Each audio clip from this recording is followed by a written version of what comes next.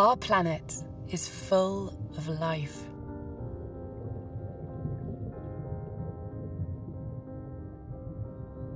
As far as we know, Earth is the only inhabited planet in our universe. But the diversity of life it supports is under threat.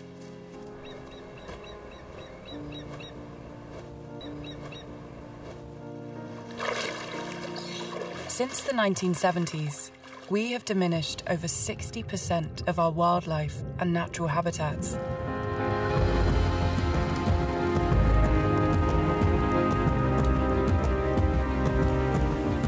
With more than 1 in 7 species now facing extinction, and many others in decline, the time has come to readdress that balance. Today, the United Kingdom is one of the most nature-depleted countries on our planet. But now is not the time to despair. As individuals and communities are paving the way towards a brighter future. Now is a time for hope across these wild isles.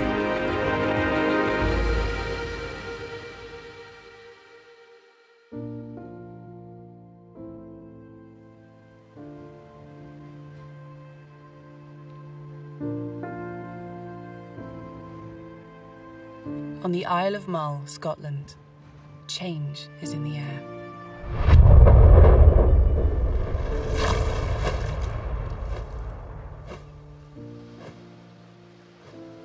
White-tailed eagles, the UK's largest bird of prey with a wingspan of up to 8 feet.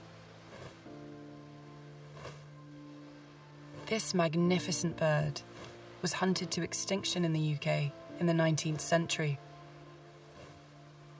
It was the time when Victorians were out shooting grouse and other game, the time when sheep were being brought into the Highlands and they didn't want any predators around, so white-tailed eagles were top of the list to get rid of. The last known white-tailed eagle in the Highlands was shot in the Shetlands in 1918. It's just shameful, really, what human beings are capable of doing. But after decades of hard work and dedication, they're back, and they're breeding.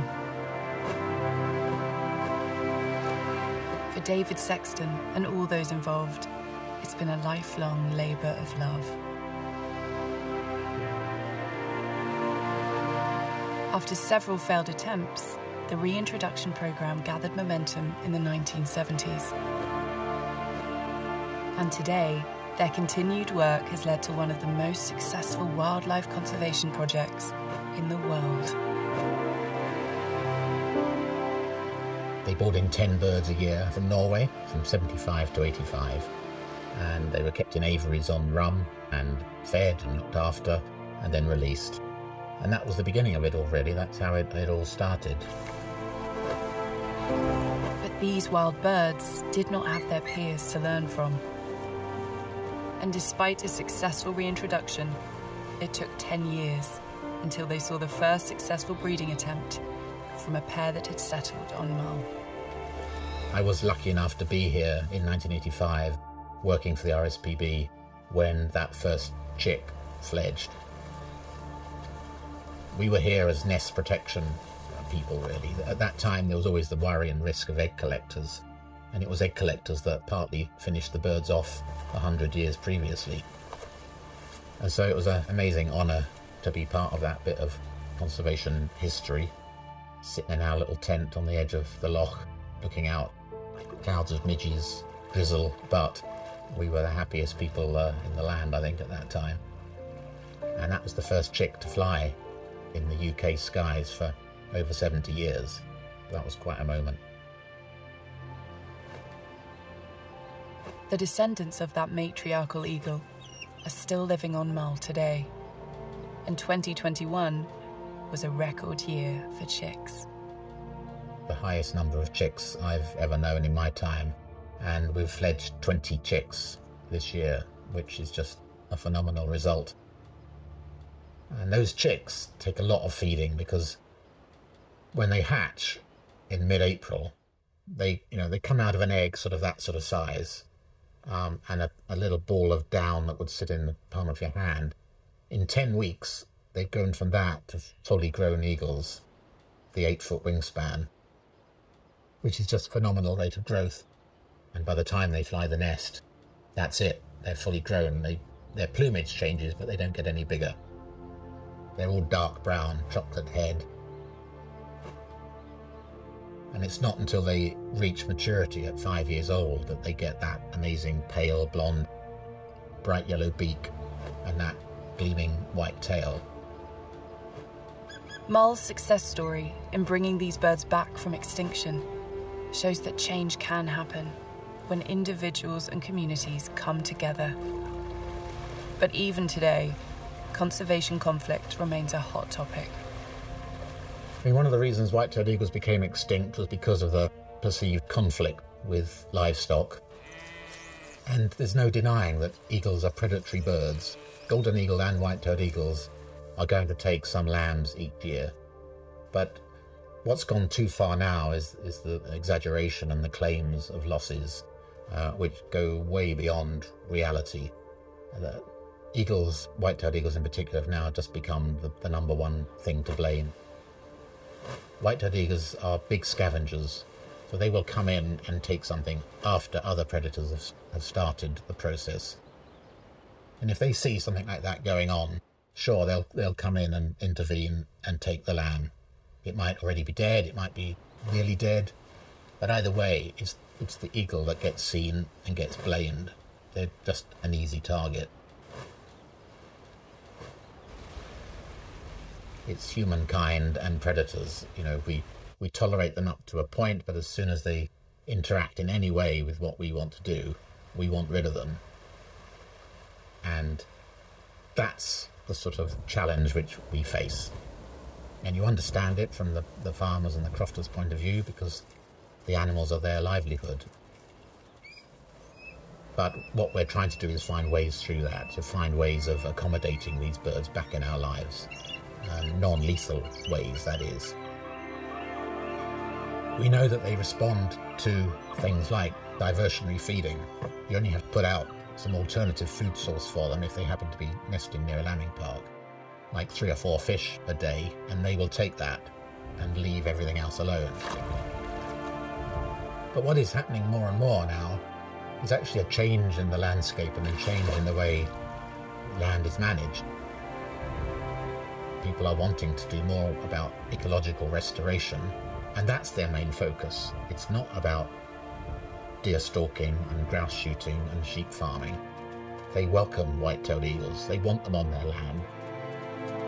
So there's a definite new era approaching. Despite misconceptions, white-tailed eagles play an important role keeping other predators at bay, maintaining balance within the food chain. And for an isolated island community like Mull, these magnificent birds also generate surprising economic benefits, bringing in as much as £5 million a year as a result of white-tailed eagle tourism.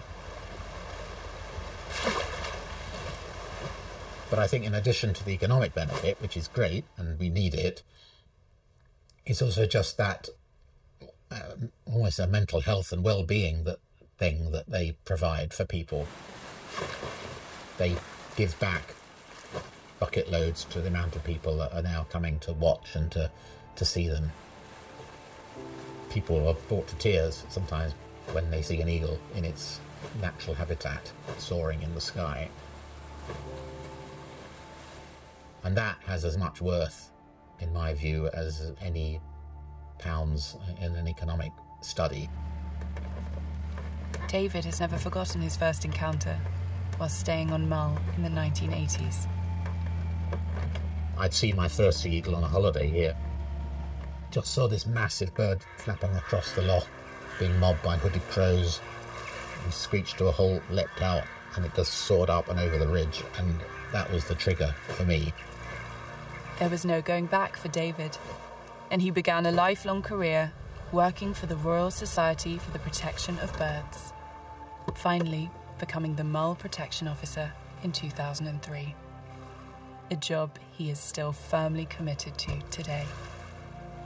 One of the things that gives me most pleasure at the moment is the fact that we're now able to do for England what Norway did for us back in the 70s. You know, Norway had a thriving population of white-tailed eagles, and they donated a couple of hundred birds over the 3 releases. Now, because ours are doing so well, we're helping a project who are releasing white-tailed eagles on the Isle of Wight. So now there are numbers of white-tailed eagles already soaring over the south and west coast of England. A real source of pride for me that Mull is able to be part of that project. Increasingly, we need to make room in our lives for these animals that rightfully should be here. You know, we were the ones that got rid of them for no good reason. And at the end of the day, it's what most people want in their lives. They want a rich, biodiverse countryside.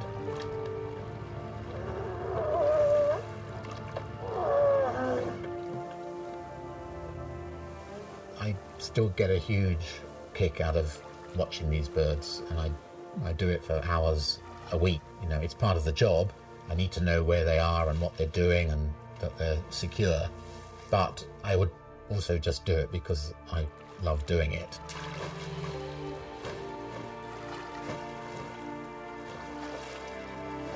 I came here with a very good friend back in the 80s. He's now passed away, but that's my connection to him. You know, I think about it all the time.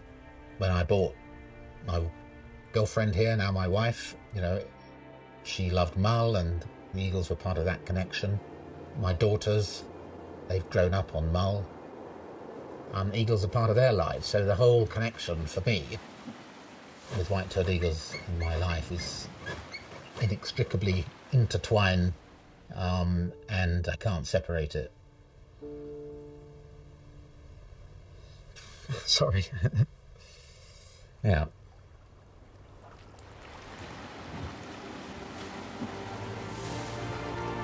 I owe them everything, really.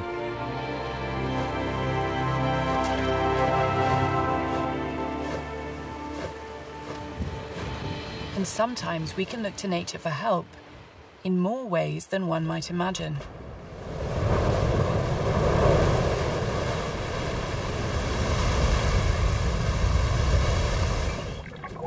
Around the world, news of extreme storms are becoming commonplace. And if global temperatures continue to rise, as much as 51% of the world's population could be at risk from severe flooding. But one animal may be able to help. The Eurasian beaver. These semi-aquatic mammals could play a significant role in Britain's nature recovery and make the countryside more resilient to the impacts of climate change. Beavers are natural engineers. By felling trees and building dams, they can improve the quality of rivers,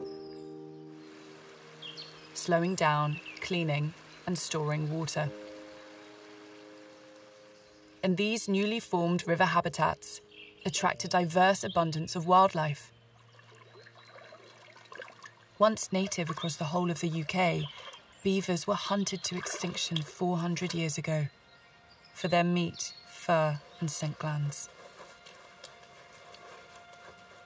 But successful attempts to bring them back in the wild have led to the first urban beaver reintroduction programme in Plymouth, led and supported by a progressive thinking council. The 6-hectare rewilding enclosure is set in an ancient woodland nature reserve, surrounded by local housing estates. When you're inside the enclosure, it doesn't feel like you're in that area at all. It feels pretty wild.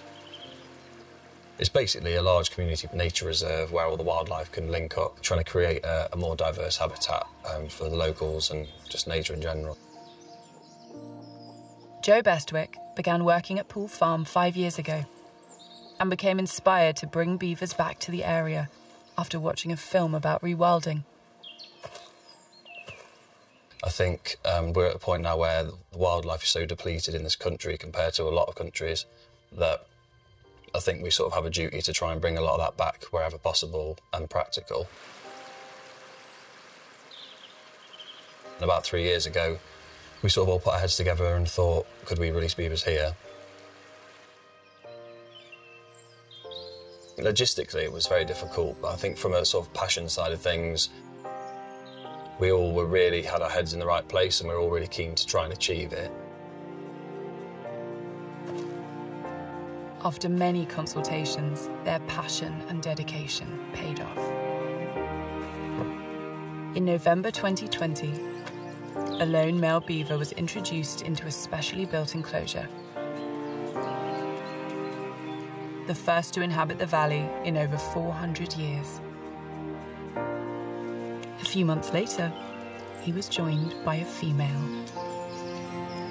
When she was first released, she lived separately aside from the male for a good 2 or 3 weeks. And then someone saw them swimming together on the pond, and that's when we realised that they paired and they were living in the same burrow. She's definitely more dominant and in control, and he sort of just puts up with what she wants to do, and she'll snatch sticks off him. She brought down the tree, she built the majority of the dam, so she's sort of the ringleader, and he's just like follows her around everywhere.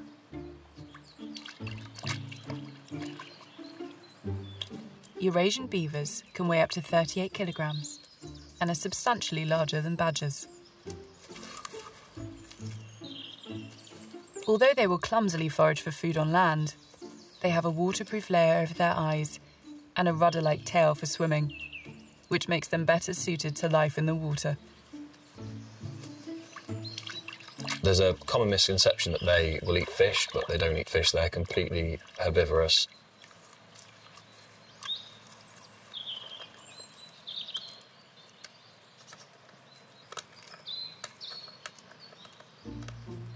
They basically will strip the bark off a tree and they'll eat a thing called the cambium layer underneath, which is basically a really sugary strip that goes all the way through the wood. And then they'll also eat a large amount of vegetation, so they'll eat brambles, they'll eat ferns and bracken and, you know, everything that you might find, they'll feed on it. Beavers pair for life, and the recent arrivals have attracted a lot of interest from both young and old within the community. And there is no doubt about Joe's feeling towards these animals, which has earned him the nickname of Beaver Man.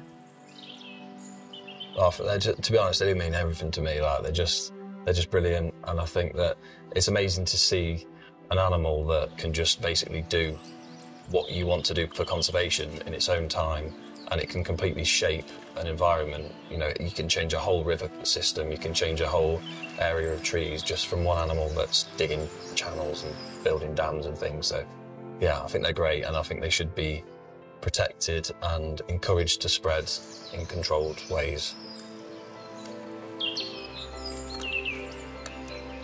The main reservation I saw was the welfare of the beavers. I think people were worried that, you know, you might get a few people coming down and breaking in and doing things that they shouldn't be doing. So it's something that we took on board. That's why I've got the cameras out, keeping an eye on it. We've got the regular beaver patrols.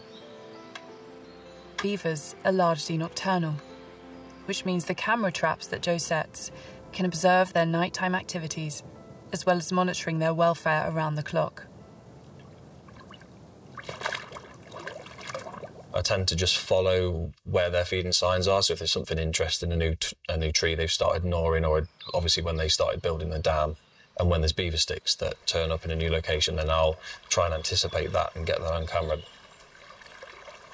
A lot of the good footage that I got, luckily, was just through sort of thinking like a beaver and trying to anticipate where they'd go. Joe can already see a difference in the landscape after only a few months of beavering away. With the beavers, one of the main aims was to potentially show that flooding can be reduced from their behaviours. If you imagine you've got a watercourse that naturally is the same all the way through, in our case it's 600 metres of the same topography of water, and then they've now put a dam in front of it, you now have a really fast area of water, comes in, it slows right down. When you stand back and look at both channels, you can see a noted difference between the channel that they have affected and the channel they haven't affected.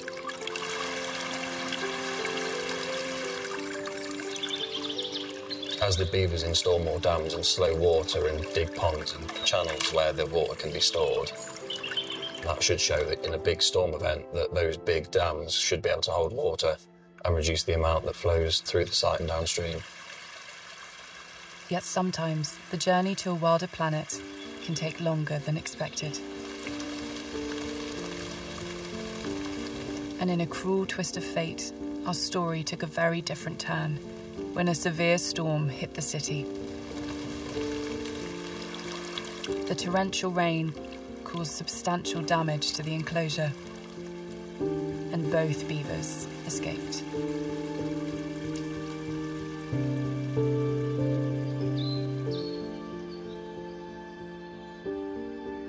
The male sought refuge nearby, but sadly, the female died.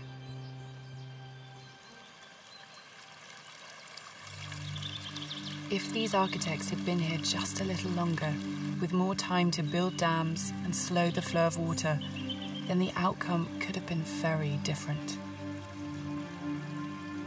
Joe and the team remain committed to the project and are rebuilding the fences with a new, stronger design.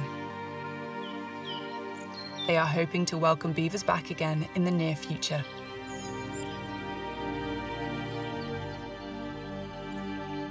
What a fitting legacy it would be for the beavers at Poole Farm if other authorities were to follow suit in areas at risk of flooding around the world.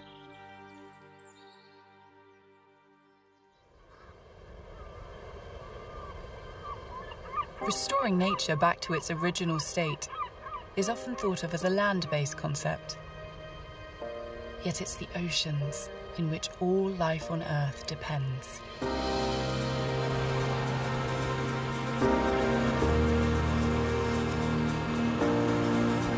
The UK and Ireland comprise over 6,000 islands, and the waters surrounding these coastal communities are for many a way of life.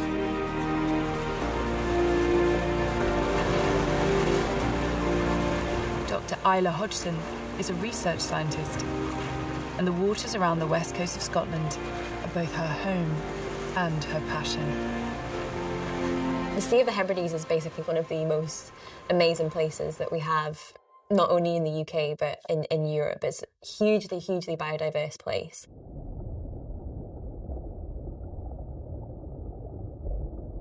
And the reason it's so biodiverse is because of the topography. So around here you get lots and lots of very deep channels right next to very shallow areas.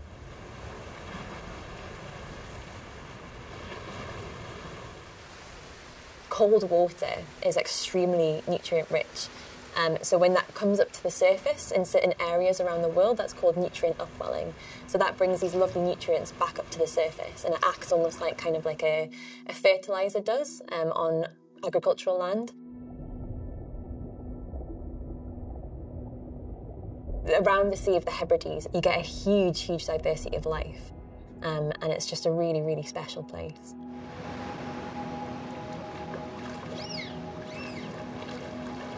These waters are rich in zooplankton, derived from the Greek meaning wandering animals. This type of plankton contains anything from microscopic organisms to larger species like jellyfish. This bloom of plankton sets off a magical sequence of events, attracting other creatures to come and feed. So you get fish like mackerel, herring, sprat, sand eels. So sand eels are actually the lifeline of the Hebrides, if you like. They're a really fat-rich fish, and that brings all the seabirds and all the cetaceans, all the whales and dolphins. And then that also brings the species that I work the most closely with.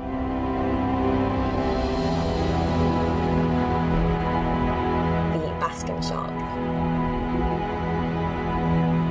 Reaching over 40 feet in length, It is the second largest shark in the ocean, and they migrate to these shores every year, making this area one of the world's biggest hotspots.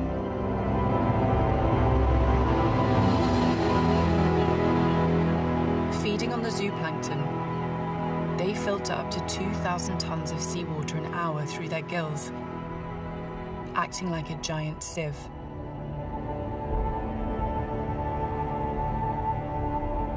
These gentle creatures cruise slowly along the ocean surface, which has in the past made them an easy target for hunting. They're pretty easy to find. They're right at the surface, they're very slow moving, so it's very, very easy to harpoon a basking shark. Its liver contains an oil called squalene oil. Back in the day, that used to be used as an energy source, oil lamps specifically. Thankfully, the hunting of these sharks was banned in the UK in the 1990s. But Isla thinks that the current population is still recovering from that exploitation. So these sharks are likely very, very long-lived, so it takes them a long time to grow to reach their actual maximum size. Spending a small percentage of their time at the surface means that we still know very little about these elusive animals. Much of their life roaming the depths remains a mystery, even to those who study these magnificent giants of the sea. We know that the basking shark comes back to our waters every summer, and we know they come back up to the surface to feed on zooplankton. After then, we know that they go back down deep, and they can migrate thousands of kilometers, and they can go thousands of meters deep as well. We don't exactly know what it is that they're doing down there. We've never scientifically recorded them mating. No one's actually ever seen a basking shark giving birth in the wild. And we're only just starting to scratch the surface of what the basking shark's life is outside of the time that it comes back to our surface waters to feed. Understanding their breeding habits and migratory patterns could be key to protecting them from the invisible dangers of climate change. Warming seas, depleted food sources, and pollution are affecting the delicate balance of our marine ecosystems. Sharks are a keystone species, which basically means they play a super important role in the ecosystem. The marine ecosystem is basically a finely oiled machine, so all of the cogs have to be turning for the next part of the machine to work. And so when you see the basking sharks and you see, large populations of them, large aggregations of them, that means that the food's there. It symbolises a healthy ecosystem. If the sharks aren't there, it maybe signifies that something is going wrong with the rest of the machine. This season saw a worrying and unexpected change throughout the Sea of Hebrides. The basking sharks that normally return year on year were almost nowhere to be seen. There is no definitive explanation as to why this has happened, but it's a poignant reminder of how fragile these habitats truly are. As Isla had all but given up hope, she and her team got lucky. On a late August afternoon, they caught sight of a basking shark and had one of the few encounters in the region that year.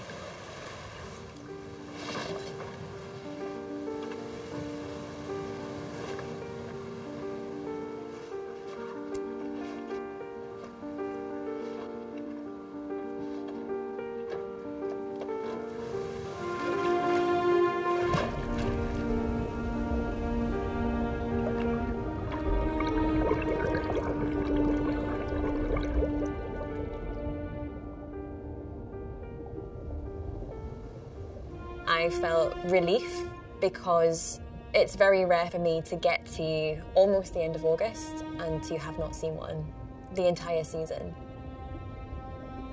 Also, just sheer joy. It signals to us that the sharks are still there and the ecosystem is still working how it should.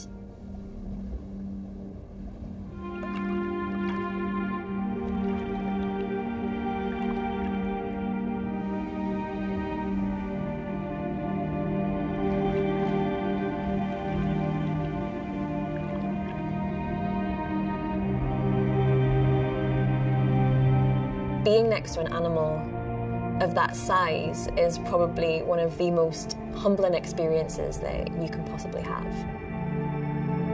So it makes you feel quite small and insignificant.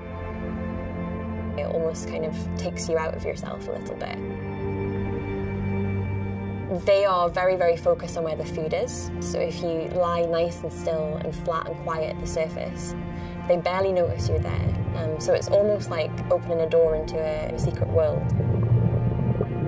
And you're just a very passive observer. Not only is it a window into a world that, usually we're not part of, but it's also kind of like a door into the past as well. So you're just seeing these animals that have been successful for such a long time, way longer than humans have, and just kind of being in its presence is just so special.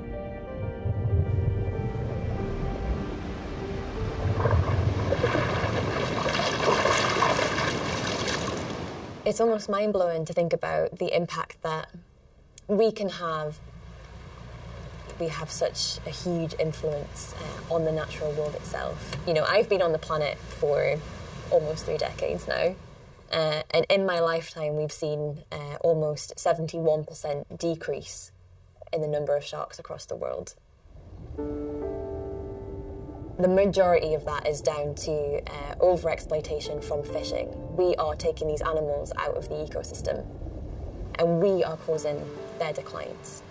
So the majority of oceanic shark species are threatened by extinction as it is today.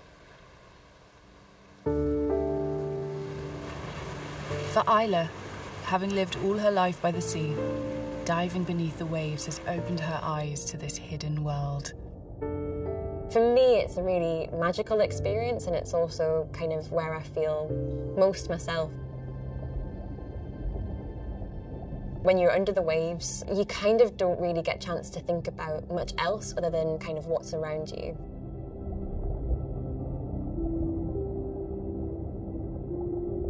So it's a really, really mindful experience.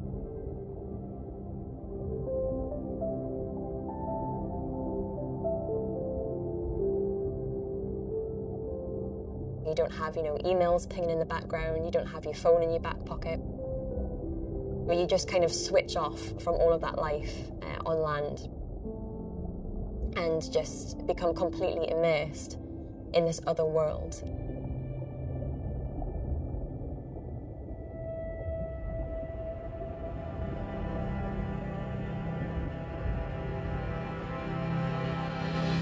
I've got through some of the hardest times of my life by being in the ocean on a regular basis. It's so important to me.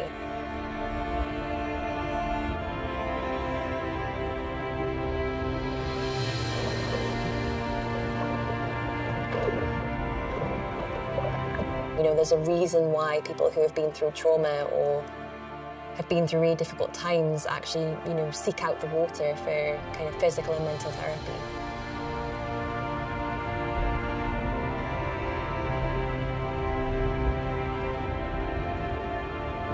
Our seas are so worth protecting because we have habitats here that you don't find anywhere else in the world. We have habitats here that are huge carbon stores, the kelp forests themselves. They're not just beautiful, they're not just nursery grounds for juvenile fish, they're actually also storm defences, and they're also natural carbon stores. These are all things that can benefit us, as well as, just serving a function within the marine ecosystem. There's a lot to protect, and a lot that needs to be done, but we can start by just showing people how much there is, and what we actually stand to lose.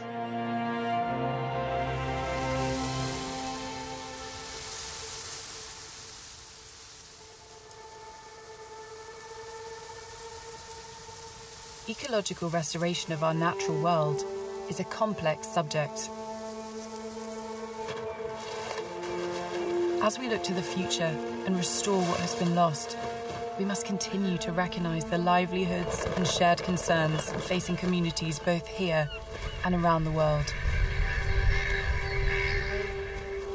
Yet when we can find ways of working together, the outcome can often be as surprising as it is rewarding.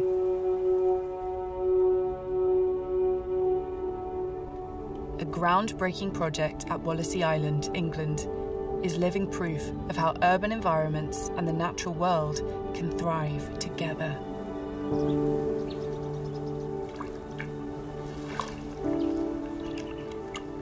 In 2008, London's Crossrail project excavated over 8 million tonnes of earth to make way for its new underground railway, deep beneath the capital. Working in partnership with the Royal Society for the Protection of Birds, 3 million tonnes of that excavated earth was relocated to help create an expansive coastal wetland. The most innovative project of its type in Northern Europe. By raising the land above sea level, they created a new intertidal area of salt marsh islands and mudflats, covering 115 hectares, as well as a network of creeks, saline lagoons, and large areas of grazing marshland, which is managed by some four-legged locals.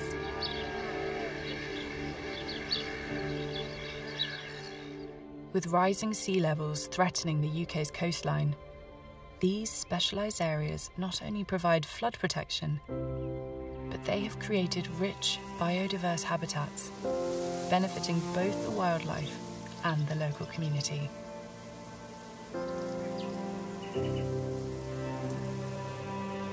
Wallasey Island is now home again to large populations of native and migratory birds, and has become a conservation area of international importance. Gulls and terns flock here in great numbers, as do overwintering waders and wildfowl. In the summer months, nesting birds like the avocet, once on the brink of extinction in the UK, now thrive in this protected haven.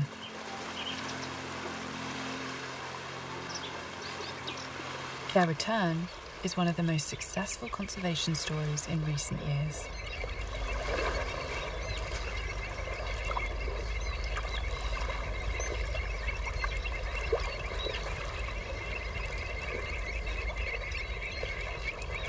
With its distinctive upturned beak, avocets feed by sweeping their bills from side to side as they wade in the muddy water, in search of crustaceans and worms. Quite handy when you can't see what's below the surface.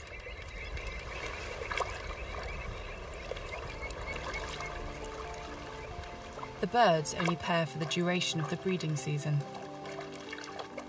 and their mating ritual is renowned for its elegance. Oh.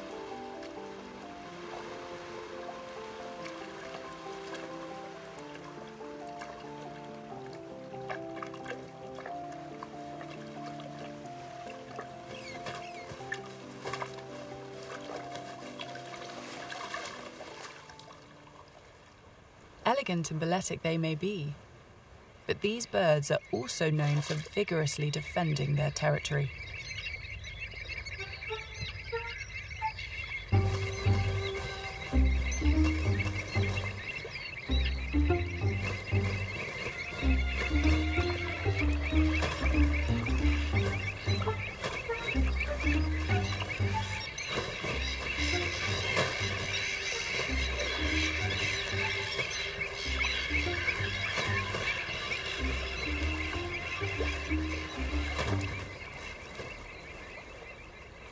This feisty behaviour is particularly noticeable around nesting time, when they have eggs and young chicks to protect.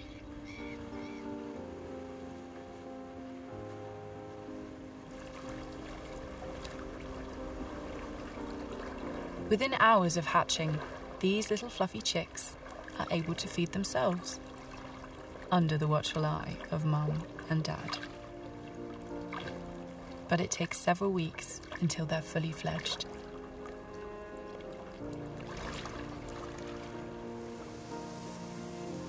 Salt marshes like these not only support myriad wildlife, but they also provide £1 billion worth of coastal flood defences around the UK.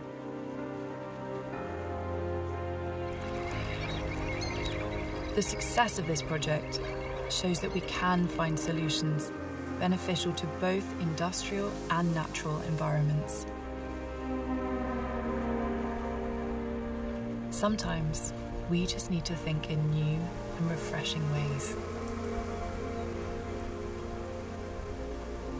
With a projected 9.8 billion mouths to feed by 2050, the challenge of meeting those needs whilst preserving our natural world has never been greater. Thankfully, some people are finding solutions that don't cost the earth. James Fox Davies grew up on an arable farm in landlocked Shropshire.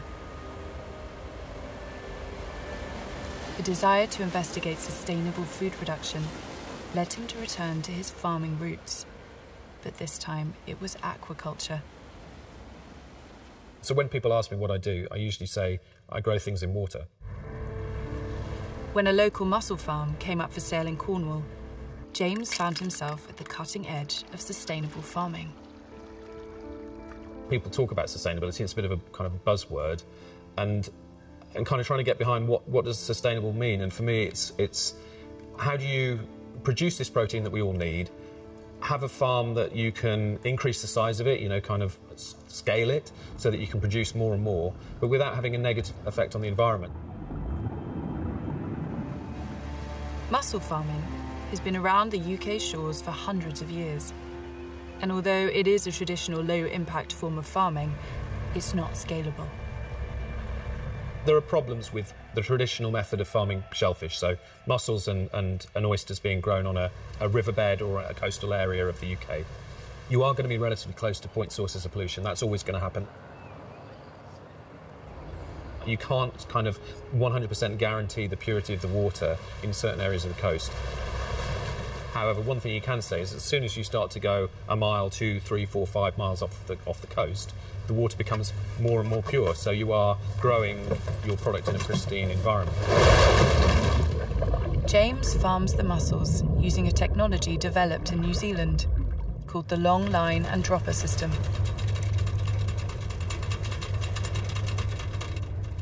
Wild mussel seed is collected out at sea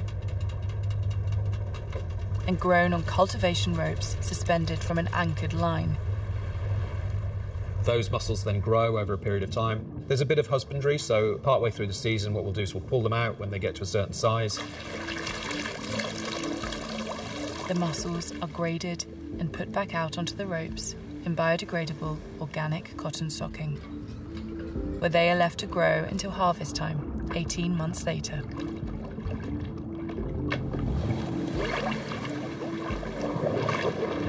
Mussels filter the water around them, absorbing particles of plankton and algae as food.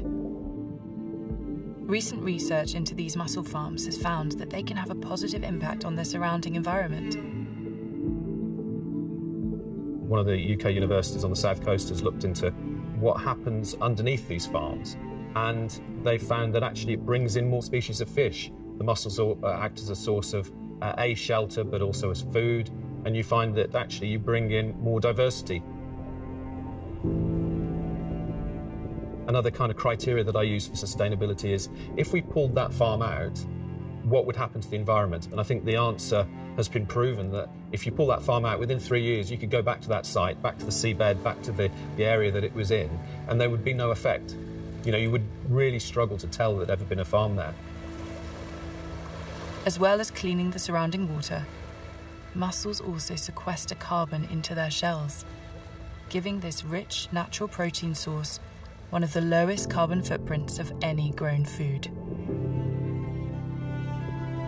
Away from pollution, these mussels grow quickly and are often much larger than their bed-grown counterparts, a lot of the time, if you look at them from underwater, they'll just be open in the water column, feeding constantly. And sometimes they get so fat that actually, when we pull them out of the water, they try and close, they can't. I mean, that's a great example of just a really kind of efficient animal that is really feeding very well. As the global population increases, James believes that aqua farming has the potential to offer sustainable solutions to the pressures facing food producers. There's definitely a worldwide appreciation that we're at our limit with fish, and it definitely will be taken up through aquaculture. It's just, it is that simple. There is technology now that wasn't here 5 years ago, which allows us to pretty much grow any shellfish or finfish on land. James thinks that we could even see traditional livestock farmers branching out and opening their own niche aqua farms in the future. It's not as bonkers as it maybe sounds now. Maybe it's just another product, and they do sheep and they do cows and they do tropical shrimp. We'll be looking back in 20 years thinking, of course, that's the way we're going to do it. And that particular farmer sells to the local restaurants as he does with his lamb at the moment. That is, I think, to be determined where we go with this kind of new technology. Our urban environments may even become home to ocean farms in the not-too-distant future, allowing our seas to recover and replenish.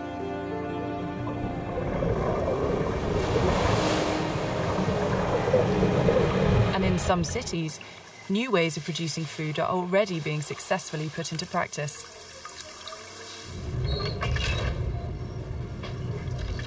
In the most unlikely of places. Startups and businesses like London-based Growing Underground have drawn inspiration from other cities around the world by growing food vertically in disused underground spaces with no natural daylight. By using low-energy LED lighting and hydroponic techniques, which require no soil, this type of agriculture is unaffected by weather or seasonal changes.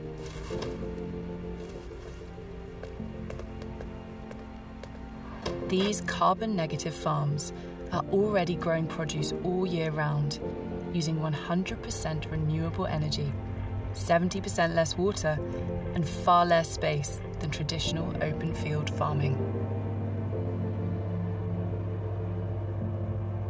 These fresh microgreens are grown pesticide-free. They're 90 times more nutritious than their fully grown counterparts, and only take 2 weeks to grow.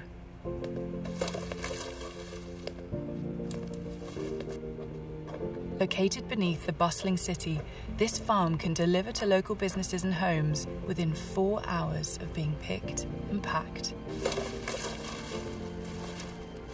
By adopting these circular ways of thinking, the world can reconsider how wasted energy can be repurposed.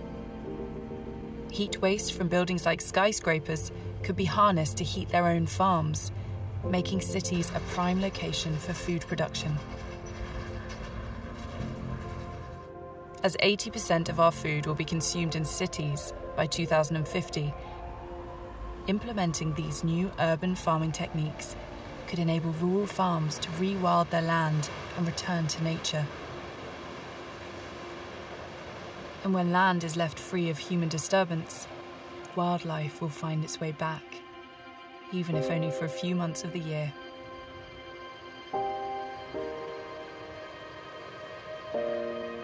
The Wildlife Trust's Skomer Island in Wales is now a protected area, and at springtime every year, it attracts some very special oceanic visitors to its shores. The Atlantic puffin.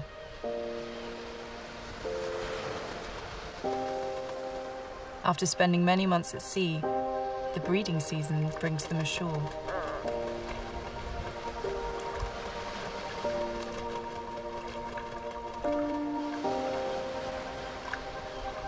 It's a highly synchronized event, with some 450,000 puffins returning to the UK coastal waters year after year for this momentous occasion.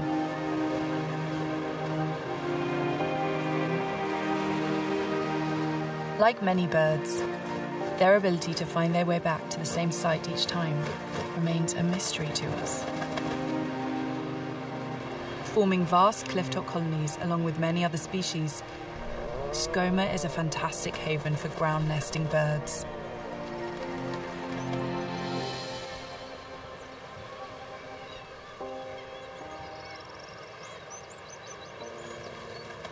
Puffins start to breed at around 5 years old and can live up to the age of 20, although the record age here on Skomer is a staggering 38.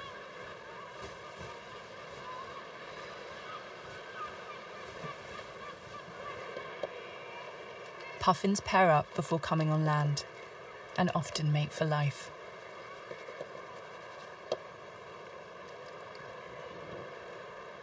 A courting pair may be seen rubbing their beaks together, known as billing.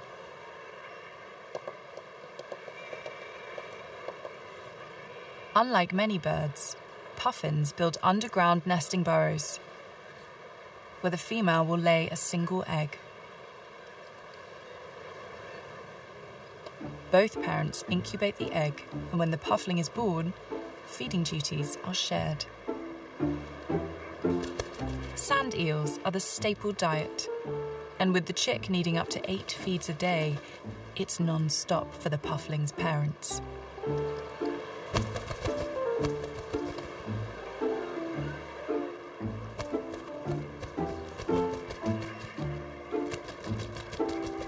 This is proper teamwork.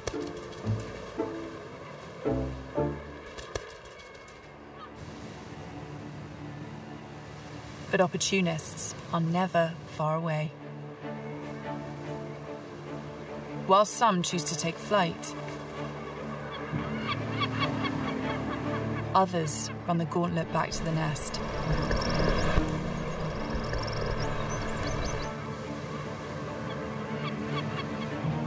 Hidden from view deep in the burrows, the chicks may be safe, but above ground, it's a different story.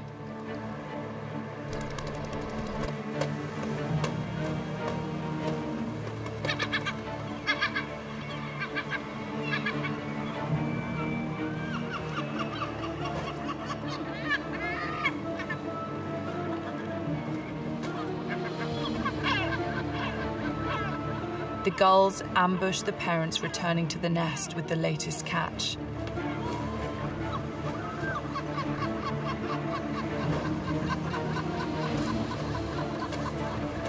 They are always on the lookout for easy pickings to feed their own young.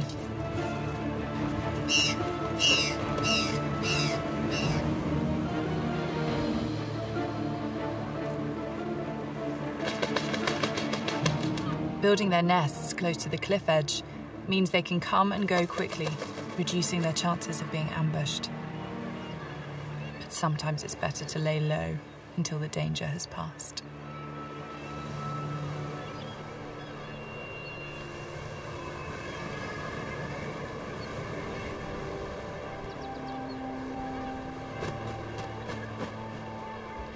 Finally, the coast is clear.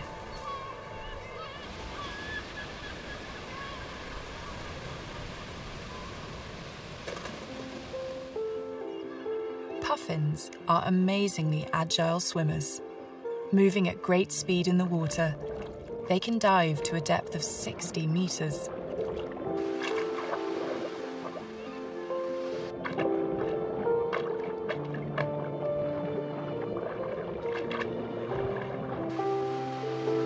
But sadly, puffins are becoming a vulnerable species worldwide. And although numbers here on Skomer are increasing, elsewhere has seen a rapid decline. As puffins are highly susceptible to adverse changes in climate.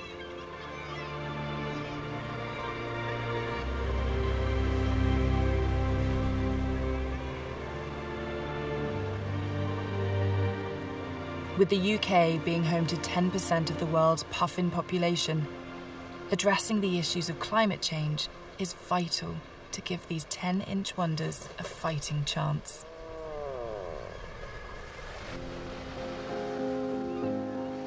At the end of July, the chicks on Skomer will be ready to leave the nest. Sentry duty ends for the parents, and after weeks of being hidden in the safety of their burrow, the fledglings will leave the nest under the cover of darkness to avoid any predators. Without mum or dad. The entire colony will leave the island at the same time to overwinter in the open seas. And with a bit of luck, they'll be back again next year. Preserving our existing biodiverse ecosystems, both on land and at sea, is just as essential as reintroducing new ones. After all, the UK is already home to many natural wonders, and it's within our power to keep it that way.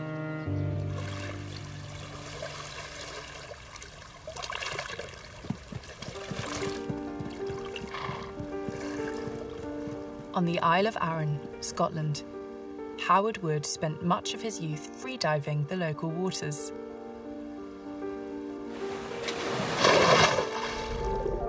Diving to me is just freedom. I always feel when I'm diving that I'm exploring. There's no other feeling like being free and down there. You do get the odd dive where the sun is out and the visible is great and you're looking underwater and you just do not want to get out of the water. It's just so fantastic.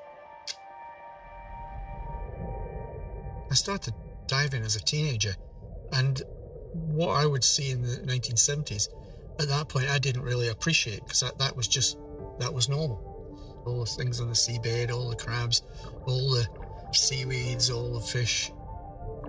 But what wasn't normal was 10, 15 years later, all these species that we had become used to started disappearing.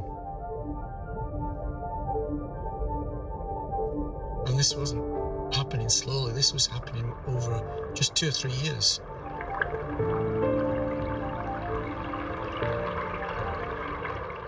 We didn't realise it at that point, but there'd been a major change in fisheries legislation. So our seas were being denuded week on week, month on month, year on year. And as divers, we could see that through the late 1980s. And local people going out fishing, angling, struggled to catch anything but a few mackerel. It didn't seem like anywhere was doing anything about it. Howard took the matter into his own hands. With close friend and dive buddy Don McNeish, they set up the Community of Arran Sea Trust, known as COAST, in 1995, with the aim of reversing the decline in Arran's marine habitats. Lamlash Bay is no different from any other bay or any other sea loch in Scotland. What's special about it is that for 20-25 years, the community working with Coast have empowered ourselves to persuade as many people that we can that we need marine protected areas. Issues with that is that people who are not divers are not that keen or unwilling to want to think about protection of something if they can't see it. But this underwater world is unique and wild. There are more animals than there are plants, and the animals can grow colonially, like hydroids and soft corals and bryozoans. Now, until I was trained 20 years ago in sea search, I just thought there were other bits of seaweed, but actually these are animals. You can get some species that will land and attach themselves to tidal areas, and the tide brings their food to them as it goes back and forward. So I can't think on land, that doesn't really happen. We don't have animals stuck to the same spot. So it takes you quite a while to get your head around the complete differences between the terrestrial environment and the marine environment. The journey they embarked on 25 years ago was not for the faint-hearted. We honestly didn't realise how long it would take. We just thought it was such an obvious, simple idea. You know, like if we close a bit of the sea off from fishing, it should recover. But we didn't realise that there would be all these vested interests. We had to learn how to lobby Parliament. We had to learn how to use the media. We had to learn how to start surveying the sea. We've persuaded people by education. It's quite simple. It's only once we did a lot of community engagement and got the community on board that the officials start realising, well, we've got to start taking them a bit seriously. After 13 years of campaigning, Lamlash Bay became the first community-led marine reserve of its kind in Scotland. And since 2008, an area of 2.67 square kilometres has been protected as a no-take zone. An area where no extraction of life or resources is permitted. We are now seeing that we will have more no-take zones in the next 10 years. I mean, it really is great that, you know, we trialled it and the proof is there. The proof that this benefits communities, fishermen.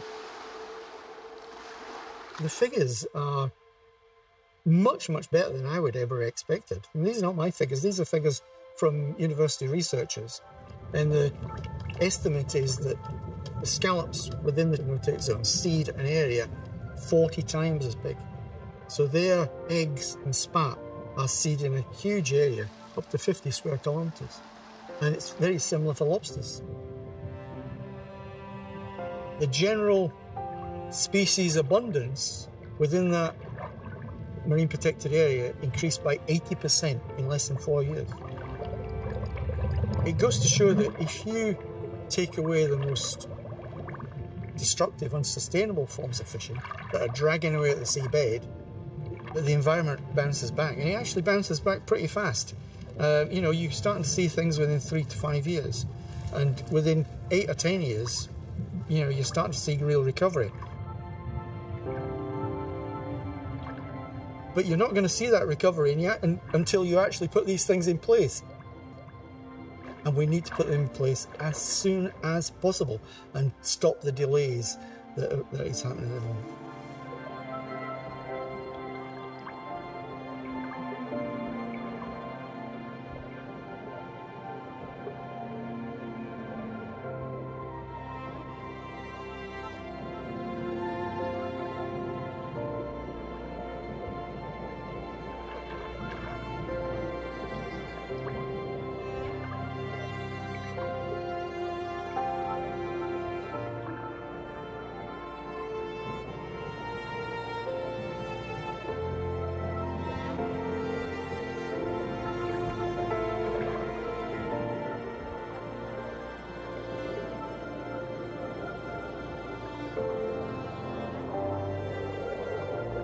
In the big picture, the climate change picture, the biodiversity recovery, we have all the solutions.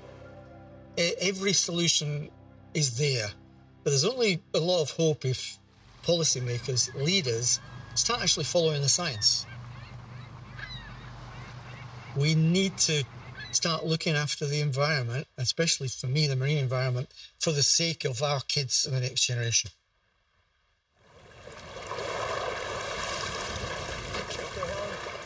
Getting people in the water is great. I mean, I would love to see more divers, because you see more, but I get the open water swimmers stopping me and saying, I spotted this when I was going along.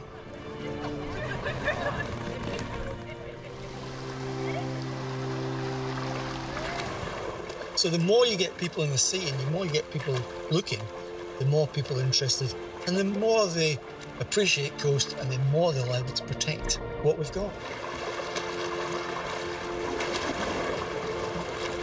We have 10 years to start implementing things. We have to move, and we have to move fast, because the more resilient our marine environment is, and the more healthy it is, the more that we will be able to cope with changes in climate change, which is going to come no matter. But we've got to make the marine environment and our environment much more resilient.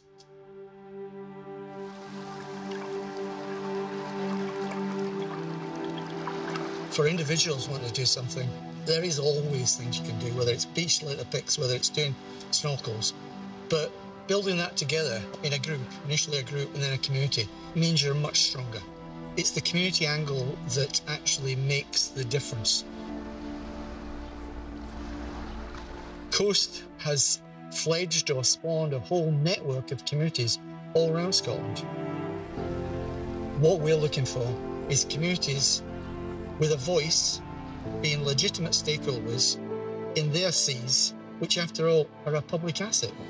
If it's a public asset, we all have a right to have a say in it, and it's up to governments to manage it for not only me, you, but especially for our kids. The future can be bright, but it's people power that will make a difference.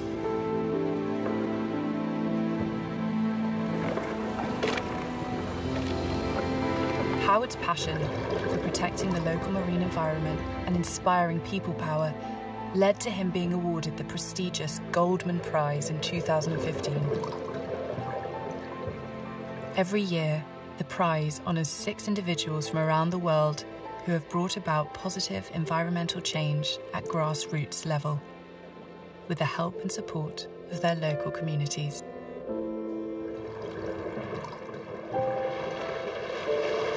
What amazed me was I thought, these are incredible people. I'm not sure why I'm actually here. You know, these people were battling in rainforests. They were battling governments. I mean, it was absolutely incredible, some of the things they were doing. Nobody was actually threatening my life, whereas these people were being threatened, seriously, including, I'm sorry, I could struggle. One of the winners was shot dead within 11 months, who I knew very well. So, we have nothing in comparison to people around the world who are being shot, killed for just trying to protect the planet.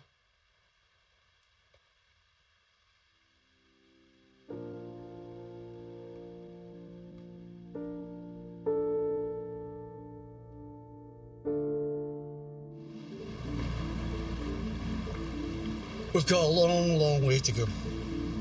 But as we know in long life, you've got to make a start somewhere.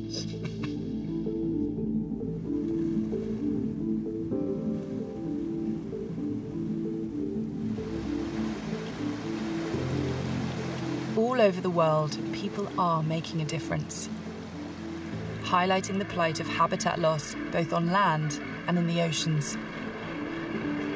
Initially, I wanted to be like some amazing scientist who was going to save the world, but my naivety soon disappeared when I realised that was just a naive view and it was never in reality going to happen.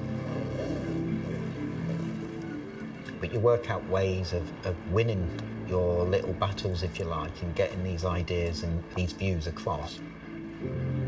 For Richard Shucksmith, his lifelong passion for the natural world is brought into focus through the lens of a camera. The reason I got taking photographs is because I was mad into marine biology and the science, and I was doing all this research and diving and seeing these things. I just wanted to show people. I used to get so excited. Oh, right, I've got to take photos, and and I can show people what we're seeing down here. Richard lives with his family on the Shetland Isles, an archipelago in the Northern Isles of Scotland. Ultimately, we're a tiny rock in the middle of the Atlantic. It's a beautiful place, it's wild and rugged, it's on the same latitude as southern Greenland. The sheer cliffs and rocky inlets make Shetland home to some of the largest seabird colonies in the UK, including thousands of gannets.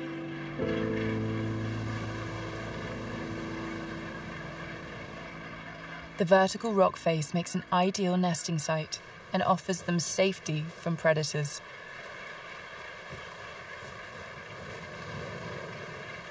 The cliffs also provide them with a constant updraft, which helps them to take off and land quite gracefully, considering their size. The northern gannet is the largest British seabird and can weigh up to 3.5 kilograms. They're incredibly beautiful with their yellow heads, and they have the little blue ring around the eye, and got like the big beak. Like the albatross, these gannets are monogamous and mate for life. They return to the same breeding colony year after year. And each time the pair reunite, they greet one another with the ritualistic bill clacking.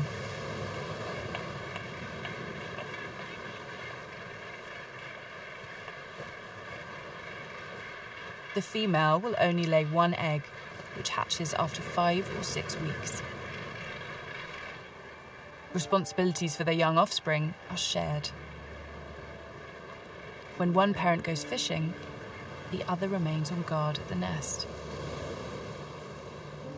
The oceans are huge, so not everywhere has a mackerel in it, so the male have to travel sometimes hundreds of kilometres to go and find these shoals of mackerel. But the baby gannet, called a guga, will never be left alone. They do look very prehistoric, like dinosaurish really in many ways. They go through several molts, through this fluffy white stuff into these sort of black waterproof feathers, if you like, for being out at sea. For the next 3 months, the parents will feed the guga a rich, oily diet of regurgitated mackerel and herring. Because we have a really incredibly well-managed Scottish pelagic fishery, that means there is plenty of food for gannet. The population here on Shetland is thriving today. They're probably one of the seabird species which is actually increasing in population number year on year, and that's mainly because of really good food supply and good nesting sites. Although these birds will fly great distances in search of shoals of fish, over time they have learnt to follow fishing vessels, taking advantage of any discarded bycatch. It's fascinating, isn't it, really, this day and age, because there isn't a species, I don't think, what isn't impacted by some form of human activity.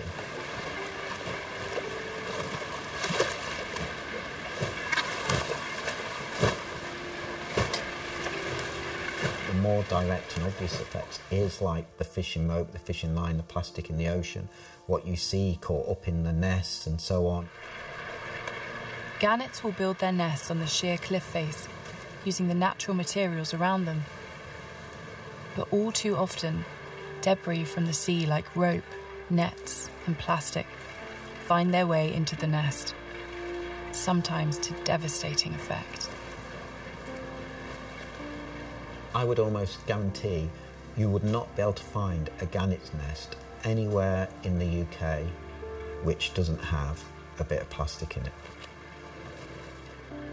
And if you think about it from a nesting point of view, they must see it as like the ideal, perfect nesting material. But obviously, because of their tongues with tiny little barbs in, because this is quite fine fibres, then that gets caught behind a little barb and then they can't get it off. The outcome of that is often you see gannets hanging from the nest where they can't get it off and they've tried to fly off and then they fall and then they're just hanging there. And yeah, there's not a lot you can do. They're just going to die, basically. And that's really negative and it's really sad because that's a total human-induced impact. And that really, you know, we could stop that. If we didn't chuck plastic in the ocean and we didn't lose ropes and everything, none of that would happen. It's not high on the big issue list because the gannets are doing really well. However, in an ideal world, none of that should happen.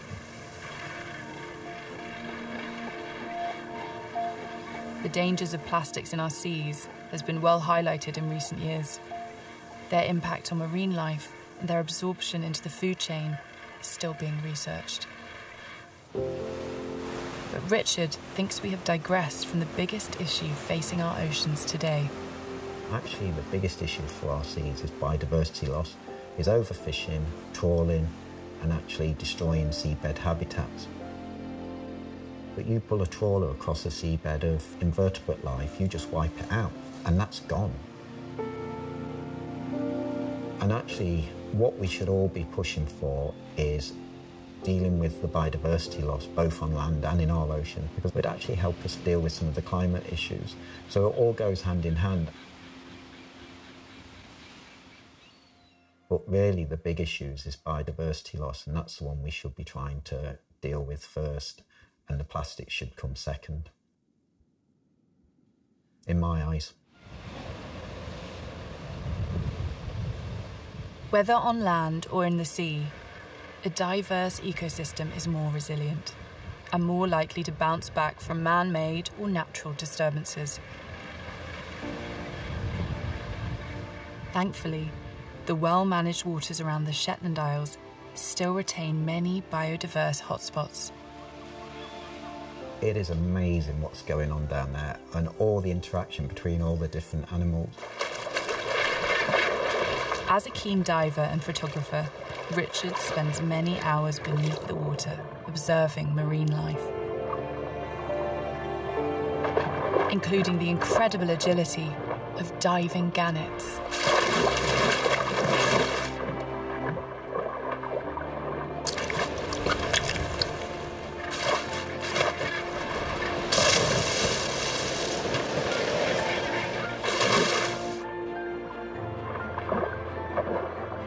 What I always find fascinating with gannets is how they impact the water.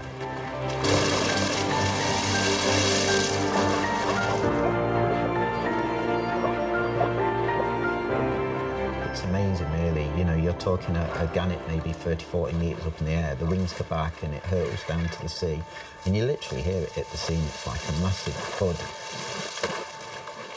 And you look at that beak and that forehead, and you realise that's actually evolved to take that impact. They have special air sacs under their eyes and around their cheeks. Their nostrils are fused so they don't get seawater going up their nostrils. And actually sometimes it's amazing when you're underwater because they're all swimming around.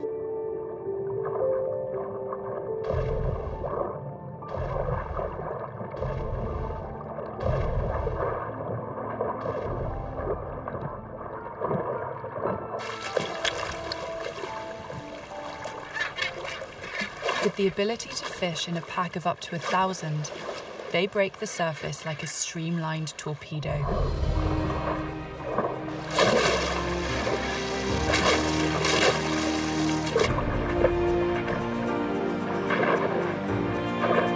Reaching speeds of up to 60 miles an hour.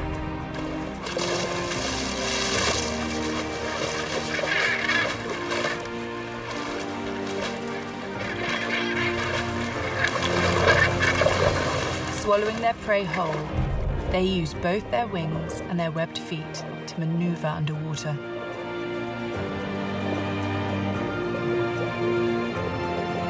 Soon, it will be time for the Gugas to hone their diving skills. But for now, their main concern is how to get off the cliff. After 3 months of full-time care, it's time for them to go it alone. But their fat-rich diet has made them grow very big, very quickly. And they are not yet able to fly. So when they get to it, it's a sort of a leap of faith off the cliff. With a vertical drop of over 100 metres, there is no guarantee of a safe landing. Sadly for some Gugas, their journey ends before it's even begun. And there are always others ready to take advantage of their misfortune. Ultimately, once they leave that cliff, they're under their own steam, and they've got to work it out for themselves. Sometimes they just go poof and splat onto the surface, and then they swim out to sea. Flightless for the next 2 weeks, they are at the mercy of the sea. Until they lose enough of the fat that they're able to take off and they can start sort of flying around like an adult gannet, if you like, and then they can start hunting fish. It's really interesting because you wonder, how does the Guga know how to dive? His parents have never showed it. And you're watching all your adults diving into the sea from 30 metres at 60 miles an hour, and you're a bit like, all right, I'll give that a go then. Or is it just in you that you're just like, in you go, poof.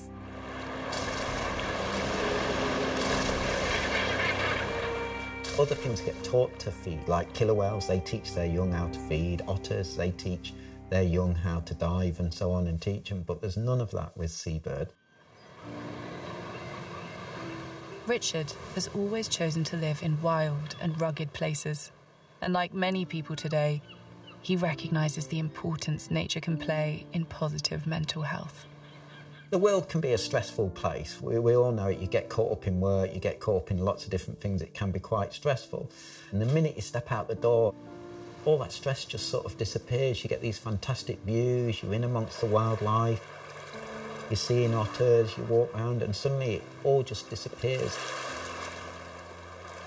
Go to North and amongst that gannet colony, and honestly, it's, you know, everything you've ever been bothering you that day goes out the window because you're suddenly with this spectacle all around you.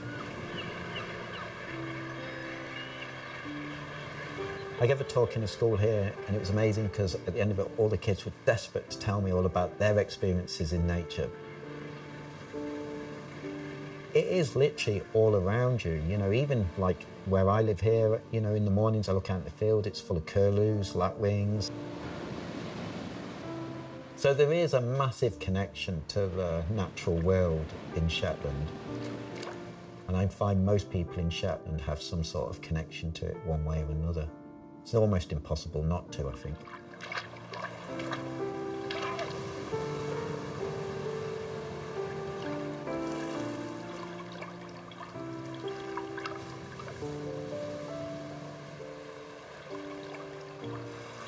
Because we're wild, we've got the sea all around us.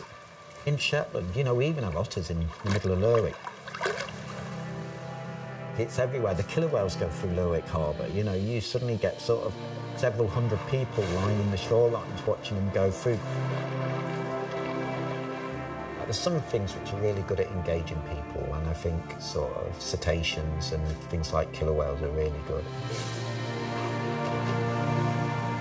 But ultimately, I think with the way the population's going size-wise, we need a global effort which comes from government.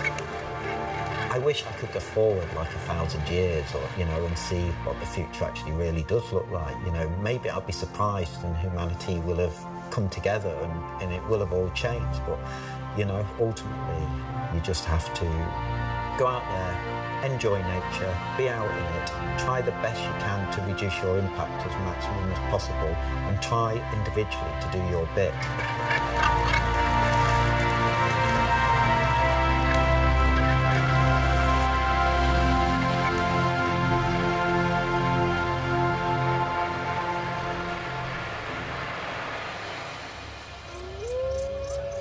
We have the power to heal our natural world and to bring back some of the mammals that once roamed these shores.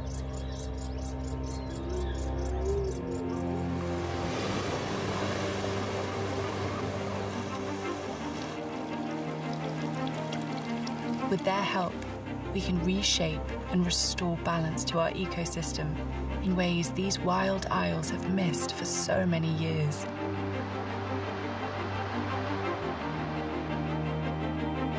We have an opportunity to pass on a more sustainable, biodiverse, and wilder planet to future generations. Can these few, yet vital success stories pave the way for a brighter future for all life on Earth?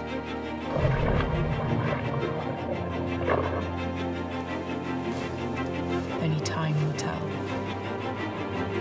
As the voice of change begins and ends with every one of us.